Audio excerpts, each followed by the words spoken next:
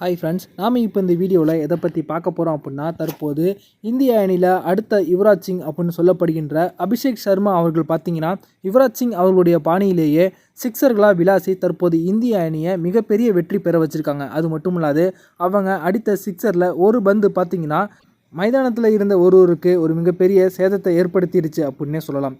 அது பற்றின முழுமையான விவரத்தை பார்ப்போம்.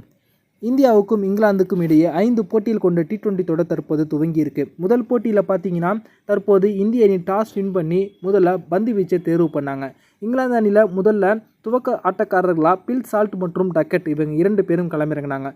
முதல் ஓவர்லேயே பில் சால்ட்டுடைய விக்கெட்டை ஹர்ஷ்தீப் சிங் அவர்கள் எடுக்க அதற்கு பிறகு ஜோஸ் பட்லர் களமிறங்கினாங்க.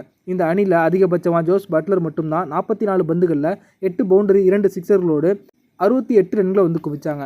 இந்திய அணியில் சிறப்பாக பந்து வீசின வருண் சக்கரவர்த்தி 4 ஓவருக்கு 23 ரன்களை விட்டு கொடுத்து 3 விக்கெட்டுகளையும், ஹார்திக் பாண்டியா 4 ஓவருக்கு 42 ரன்களை விட்டு கொடுத்து 2 விக்கெட்டுகளையும், ஹர்ஷ்தீப் சிங் 4 ஓவருக்கு 17 ரன்களை விட்டு கொடுத்து 2 விக்கெட்டுகளையும் கைப்பற்றினாங்க. அக்சர் பட்டேல் 4 ஓவருக்கு 22 ரன்களை விட்டு கொடுத்து 2 விக்கெட்டை கைப்பற்றினாங்க. அதில் ஒரு மெய்டன் ஓவர் அடங்கும். ரவி பிஷ்னாய் 4 ஓவருக்கு 22 ரன்களை விட்டு கொடுத்து விக்கெட் எதுவும் வீழ்த்தவில்லை. இதன் மூலமாக 20 ஓவர் முடிவுக்கு 10 விக்கெட் இழப்பிற்கு 132 ரன்களை மட்டுமே இங்கிலாந்து அணியால் எடுக்க முடிஞ்சுது. அதற்கு பிறகு இந்திய அணி பார்த்தீங்கன்னா களமிறங்கினாங்க. இந்திய அணியில் சஞ்சு சாம்சன் 26 ரன்களை எடுத்து ஆட்டம் இழக்க அபிஷேக் சர்மா நிலைத்து நின்று விளையாடி 34 பந்துகளில் 79 ரன்களை குவிச்சாங்க. இதில் பார்த்தீங்கன்னா 5 பவுண்டரி மற்றும் 8 சிக்ஸர்களும் அடங்கும். பவுண்டரியை விட சிக்ஸர்களாக அதிகமாக விளாசக்கூடிய திறமை கொண்ட அபிஷேக் சர்மா அவர்கள் பார்த்தீங்கன்னா ஒரு இடது கை பேட்ஸ்மேன். இவங்க யுவராஜ் சிங் அவர்களிடம் பிரத்யேகமாக ட்ரைனிங் எடுத்துக்கொண்டு தற்போது சர்வதேச போட்டிகளில் இந்த அளவுக்கு ஒரு மிக திறமையான வீரராக வளர்ந்து இருக்காங்க. இவங்க அடிக்கடி பார்த்தீங்கன்னா செய்தியாளர்கள் சந்திப்பில் கலந்து கொண்ட போது நான் இந்த அளவுக்கு ஒரு திறமையான வீரராக வளர்ந்து நிற்கிறேன் அப்படின்னா அதற்கு யுவராஜ் சிங் அவர்கள் தான் காரணம்.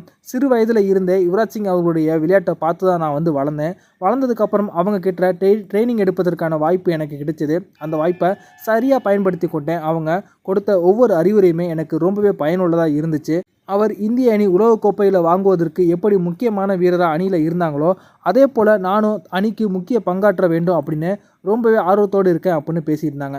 தற்போது அதற்கு ஏற்றவாறு பார்த்திங்கன்னா அவங்களுடைய பாணியிலேயே சிக்ஸர்களும் பவுண்டரிகளுமா விளாசி இந்திய அணியை மிகப்பெரிய வெற்றி பெற வச்சுருக்காங்க. அதுலேயும் அவங்க விளாசின ஒரு சிக்ஸர் பார்த்திங்கன்னா ஸ்ட்ரைட் திசையில் இருந்த கேமராமேன் வச்சிருந்த ஒரு கேமரா மீது போய் விழுந்துச்சு. அது அங்கே இருந்த கேமராவுடைய லென்ஸில் பலமாக தாக்கியதன் காரணத்தினால அந்த லென்ஸ் சுக்குநூறாக உடைந்துருச்சு. அது தொடர்பான வீடியோ மற்றும் புகைப்படங்கள் தற்போது சமூக வலைத்தளங்களில் ட்ரெண்ட் ஆகிட்டு இருக்கு. 5 போட்டிகள் கொண்ட T20 தொடரில் முதல் போட்டியில் மெகா வெற்றியை பெற்றிருக்கக்கூடிய இந்தியா தற்போது இந்த போட்டியிலிருந்தே தங்களுடைய ஆதிக்கத்தை நிலைநிறுத்தியிருக்காங்க. அடுத்தடுத்து நடக்கக்கூடிய போட்டிகளில் இங்கிலாந்து அணி இந்தியாவை வெற்றி பெறுவதற்கு என்ன மாற்றங்களை செய்வாங்க அப்படிங்கிறத பொறுத்து இருந்து பார்ப்போம். இந்த வீடியோ உங்களுக்கு பிடிச்சிருந்துச்சுன்னா லைக் பண்ணுங்கள், ஷேர் பண்ணுங்கள். நன்றி.